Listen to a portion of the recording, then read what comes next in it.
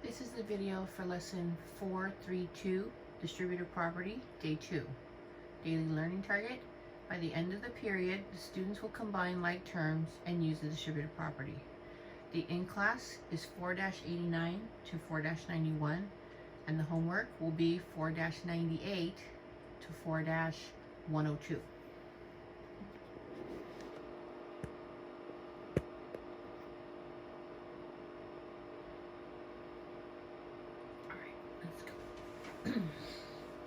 So in class, 4-89 to 4-91 for the lesson 432, day 2 of distributive property. Okay, first off, let's fix this typo. This 3 is supposed to be a 4. Fix that on your paper, please. Okay, give me a second.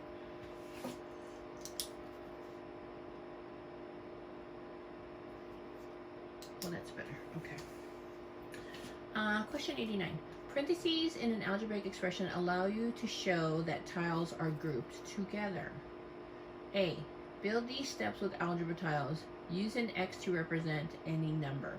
Okay, so step 1, think of any number. We're going to call that X. Triple it. That becomes 3X. Now add 1. That becomes 3X plus 1. Now if you're going to multiply it by 2, that whole quantity from number 3 should be multiplied by 2. So I'm going to place parentheses around it and put the 2 in front. B.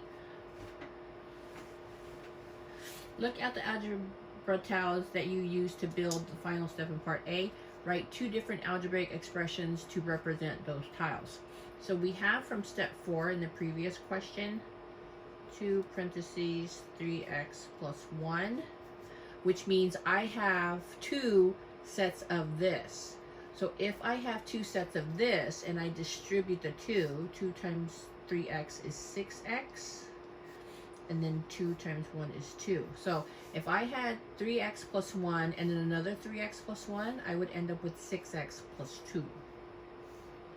Okay, question 90. Build the following expressions with algebra tiles, then rewrite the expression a different way. Remember that parentheses in an algebraic expression allow you to show that tiles are grouped together. Okay, so in 90A, we're going to go ahead and distribute this 4. So any number that is outside the parentheses gets distributed to the values on the inside. So 4 times 2x is 8x. 4 times 3 is 12. And I put a plus sign here because I had a plus sign here. If this had been a subtraction sign, then this also would be a subtraction sign. So now B and C are what I call distributive property in reverse. So now I'm thinking of the largest number that will divide into 12 that will also divide into 18. That's a 6.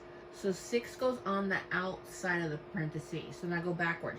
6 times what gives me 12x? 2x. 6 times what gives me 18? 3. And if you want to check it, you can always distribute that 6 and see if you get the original expression. Okay, for C, what's the largest value I can take out of a 10 and a 15? 5. So 5 times what gives me 10 is 2. 5 times what gives me 15x? It's 3x. Okay, lovely. Question 91. You have been writing expressions in different ways to mean the same thing. These expressions depend on whether you see tiles grouped, like 4 sets of 2x plus 3 in part A of question 94, and in part A of problem 490.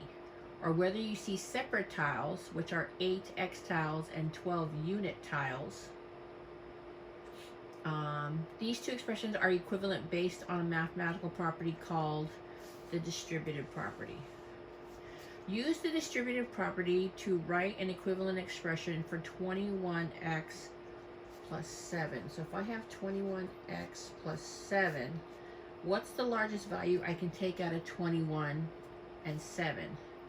That would be 7. So then 7 times what gives me 21x? 3x. 7 times what gives me 7? 1.